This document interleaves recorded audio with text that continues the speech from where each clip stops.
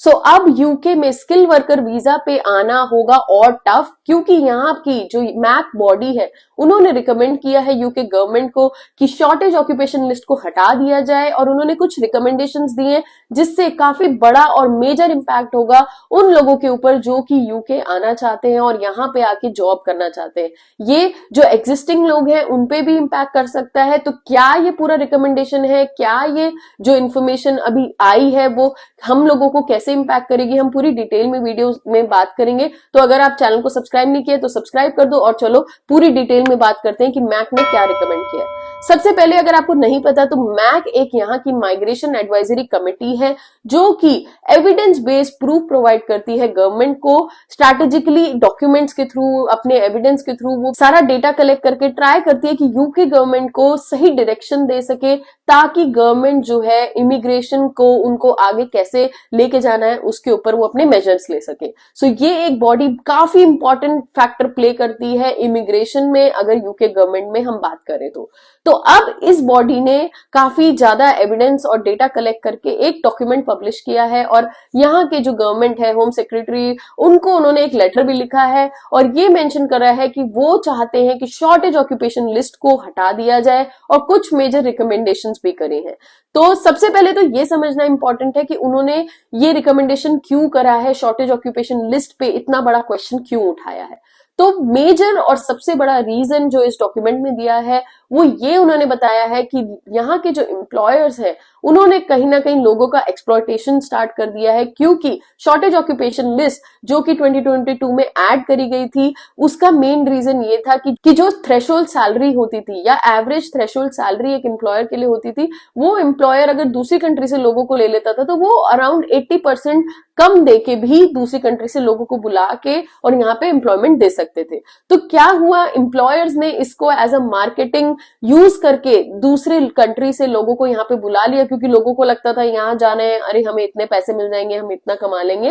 And all that. But basically हुआ क्या, इससे एम्प्लॉयर्स का तो फायदा हुआ क्योंकि उन्होंने लो सैलरी पे लोगों को बुलाया। अब यही वो अगर कंट्री में रहने वाले यहाँ के रेजिडेंट्स या यहाँ पे जो ऑलरेडी लोग थे उनको वो सैलरी देते तो शायद लोग वो उस चीज को एक्सेप्ट ना करते, उनके लिए इजी हो गया बाहर से लोगों को लेना। अब इससे उन्होंने अपने लिए तो चीप लेबर ले ली, बट अगर आप इकोनॉमी की बात करो या आप ग्रोथ की बात करो तो उतनी ज्यादा ना उन लोगों की ग्रोथ हो पाई। प्लस अभी अगर आप रिसेंट में न्यूज अपडेट्स देख रहे हो कि केयर वर्कर वीजा को लेके कितना ज्यादा एक्सप्लॉयटेशन हो गया मार्केट में, ये बात गवर्नमेंट तक को पता है कि केयर वर्कर वीजा पे लोगों ने यहाँ पे बहुत पैसा खाया है। इंडिया में बैठे हुए कितने लोगों ने एजेंट्स को पैसा दे दिया, 20-20, 30-30 लाख रुपए लोगों ने अपने दे दिए, और फिर क्या हुआ, वो यहाँ पे आए, उनके पास में यहाँ पे जॉब्स नहीं है और ऐसी सब सिचुएशंस हो गई। अब ये सारी इंफॉर्मेशन जो है गवर्नमेंट को पता लग गई है, which is a very good thing, क्योंकि हम अगर उस पर्सपेक्टिव से देखें कि गवर्नमेंट को जब पता लग चुका है कि कुछ गलत हो रहा है तो वो अब सही डायरेक्शन में उस चीज के स्टेप्स लेंगे।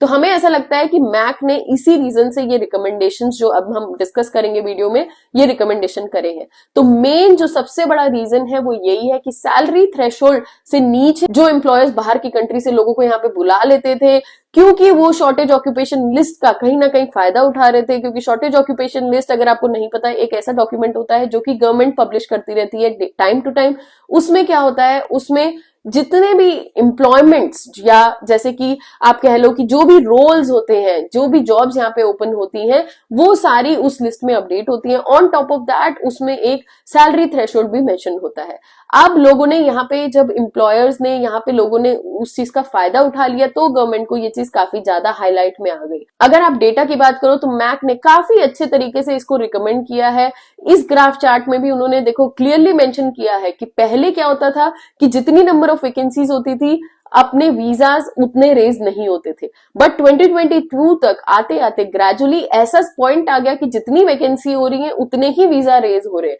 जो कि एक कंट्री के लिए आइडियल डेफिनेटली नहीं है। इसका मतलब क्या हो रहा है कि ओवरसीज से काफी लोग आ रहे हैं और जो यहाँ के लोग हैं उनके पास में यहाँ पे जॉब्स नहीं है। सो बेसिकली इसी रीजन से माइग्रेशन के ऊपर, अगर आपने पुरानी वीडियोस भी देख रहे होगे हमारी, कि यूके गवर्नमेंट का एक बहुत बड़ा पॉइंट बन गया था कि उनको माइग्रेशन को कट करना है, और उसका रीजन यही था कि माइग्रेशन जो था वो डबल से ट्रिपल होने लगा था। Plus on top of that लोग अपने साथ तो खुद भी आते थे, plus care worker and senior care worker visas पे लोगों को एक्सप्लॉइट किया गया, जहां पे लोग खुद तो यहाँ पे आए प्लस अपने साथ में अपने डिपेंडेंट्स को भी लेके आए। तो बेसिकली गवर्नमेंट के ऊपर और यहाँ की कंट्री के ऊपर भी काफी ज्यादा लोड हो गया था। और मैक ने एक और चीज जो कि बहुत ज्यादा हाईलाइट करी है इस पूरे डॉक्यूमेंट में, वो ये भी है कि जो एक्चुअल थ्रेशोल्ड सैलरी होती है और जो एक्सपेक्टेड थ्रेशोल्ड सैलरी है उसमें भी काफी ज्यादा डिफरेंस है। तो उन्होंने ये भी एक ग्राफ चार्ट से काफी ज्यादा एविडेंटली प्रूव किया है कि 2021 में थ्रेशोल्ड और एक्सपेक्टेड सैलरी लोगों की सही जाती थी, बट अब 22-23 में ये काफी ज्यादा वेरिएशन इसमें आ चुका है,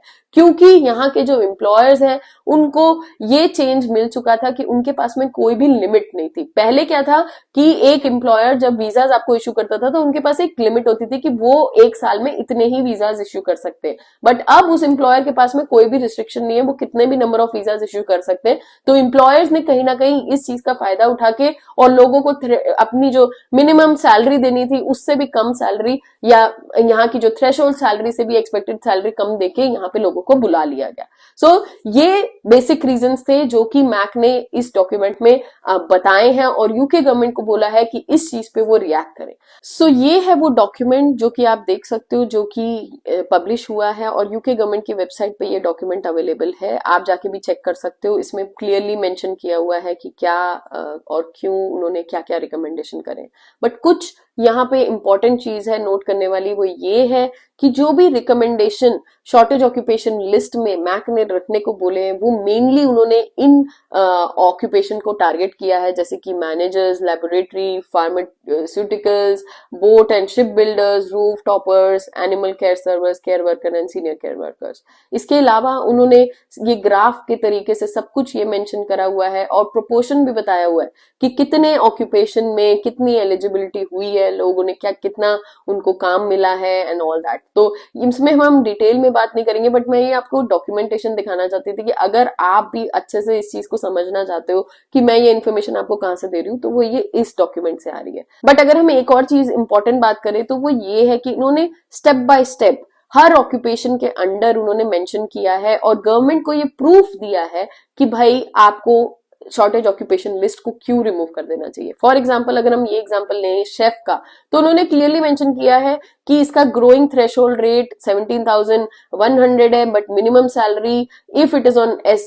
शॉर्टेज ऑक्यूपेशन लिस्ट तो 20,960 लोगों को मिलती है। अब शॉर्टेज ऑक्यूपेशन लिस्ट का जो डिस्काउंटेड रेट है थ्रेशोल्ड का वो 20% है और लोग जो कि इस सैलरी पे ऑलरेडी हैं वो है around 80 to 85% come. So basically अगर आप देखो तो 5,162 वीजास इशू हुए हैं अभी 2021 से इस शेफ के लिए सिर्फ, और उनकी जो मीडियन सैलरी जा रही है वो 26,000 पे जा रही है। अब अगर हम इसी में बात करें तो 20,960 लोगों को एज अ शेफ यहाँ पे दिया जा रहा है, जहां पे वो 8-8 घंटे 10-10 घंटे काम कर रहे हैं। और अगर आपने हमारी पुरानी वीडियोस देखी और यूके की आप वीडियो देख रहे हो तो इस समय जो इन्फ्लेशन है वो भी काफी ज्यादा जा चुका है। तो क्या वो अपने खर्चे पूरे कर पाते, क्या वो अपनी फैमिलीज को यहाँ पे पूरा कर पा रहे हैं, फैमिलीज के साथ में सही से रह पा रहे हैं कि नहीं रह पा रहे, वो भी एक बहुत बड़ा क्वेश्चन है। तो इन्होंने इसलिए क्लियरली इस डॉक्यूमेंट में ये पूरे अच्छे से मेंशन किया है, सारे जितने भी ऑक्यूपेशंस हैं उनको मेंशन करते हुए क्लियरली ये बताया है कि क्या है और किस ऑक्यूपेशन में लोगों को यहाँ पे कितना पैसे मिल रहे हैं, उनकी क्या थ्रेशोल्ड सैलरी है। अब अगेन ये डॉक्यूमेंट हमारे लिए उतना ज्यादा ऑब्वियसली डिटेल में जाने वाला नहीं है। सो मेन बात आती है कि उन्होंने जो रिकमेंडेशन दिए हैं वो ये है कि सबसे पहला उन्होंने रिकमेंडेशन किया है कि जो SOL है उसका going rate should be removed and that all occupation as national pay scale alongside where the going rate exceeds the general threshold be made eligible. So basically वो ये बोलना चाह रहे हैं कि शॉर्टेज ऑक्यूपेशन लिस्ट में जो भी डिस्काउंटेड रेट्स लेके लोग यहाँ पे बुला लेते थे वो हटा देने चाहिए, और अब अगर शॉर्टेज ऑक्यूपेशन लिस्ट के थ्रू भी आप एम्प्लॉयर यहाँ पे लोगों को बुला रहे हैं तो भी वो यहाँ का जो करंट रेट है, जो कि करंट रेट है जो कि एज अ ब्रिटिश सिटीजन लोगों को सैलरी मिलेगी, वही same rate shortage occupation list के थ्रू भी मिलनी चाहिए, जो कि बहुत ही अच्छा रिकमेंडेशन है। उसके साथ साथ उन्होंने ये भी बोला है कि असाइलम सीकर्स को वो कहीं भी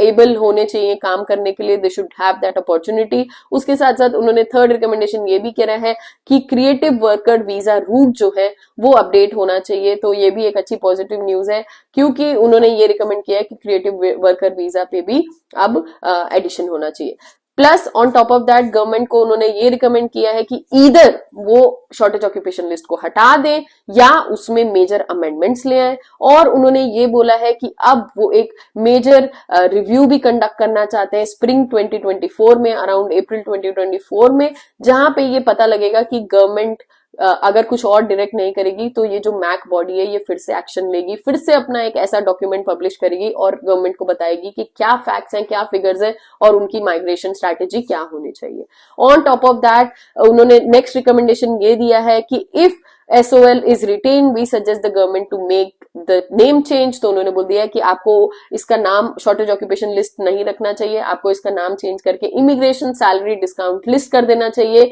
क्योंकि ये जो है ये करेक्टली रिफ्लेक्ट करेगा आपके इमिग्रेशन सिस्टम को। I really do not understand by, but उन्होंने ऐसा रिकमेंड किया है। ऑन टॉप ऑफ दैट उन्होंने ये भी बोला है we intend not to consider RFQ 1-2 occupation as part of the SQL review. So basically वो ये चाहते हैं कि जो भी सिर्फ हाईली स्किल्ड जॉब्स हैं उनको ही कंसिडर करना चाहिए, and we ask the home office to provide confirmation by the end of January 2024। So उन्होंने गवर्नमेंट के ऊपर एक क्वेश्चन दे दिया है और बोल दिया है कि जनवरी 2024 तक वो वेट कर रहे हैं, यानी कि ये बॉडी वेट करिए ताकि गवर्नमेंट उनको अपडेट प्रोवाइड करे। सो ये तो हो गई ये पूरे डॉक्यूमेंट की बात, और ये न्यूज कहाँ से आ रही है। तो अगर आप, जैसे कि हमें बहुत लोगों ने पूछा भी कि हाँ अब शॉर्टेज ऑक्यूपेशन लिस्ट तो रहेगा नहीं, तो हमें जॉब तो मिलेगी नहीं, स्किल वर्कर वीजा अब तो 2024 से जा रहा है, तो अभी तक ऐसा कुछ भी कंफर्म नहीं है, तो आपके लिए घबराने की बात नहीं है। बट आपको ये समझना इंपॉर्टेंट है कि अगर आप यूके कंसिडर कर रहे हो, यूके आने का प्लान कर रहे हो, तो यूके में इमिग्रेशन को लेके काफी ज्यादा चेंजेस हो रहे हैं।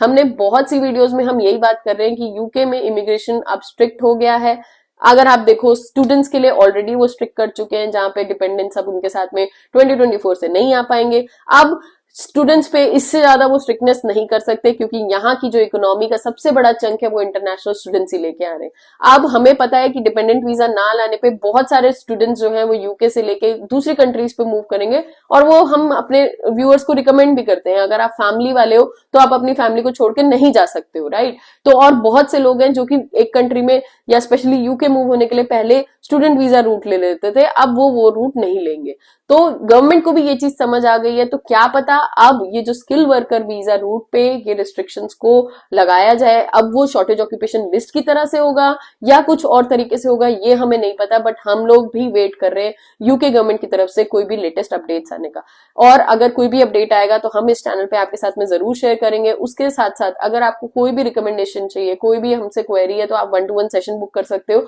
ताकि हम आपकी बेस्ट हेल्प कर सके। गाइज, ये बहुत ही इंपॉर्टेंट बात है आपके लिए समझने की, और आपका डिसीजन मेकिंग फैक्टर भी हो सकता है। अगर आप 2024 में यहाँ पे आके प्लान कर रहे हो, यहाँ पे जॉब करना चाह रहे हो, तो ये एक बहुत इंपॉर्टेंट न्यूज है जो कि आपको कंसिडर करनी चाहिए। UK government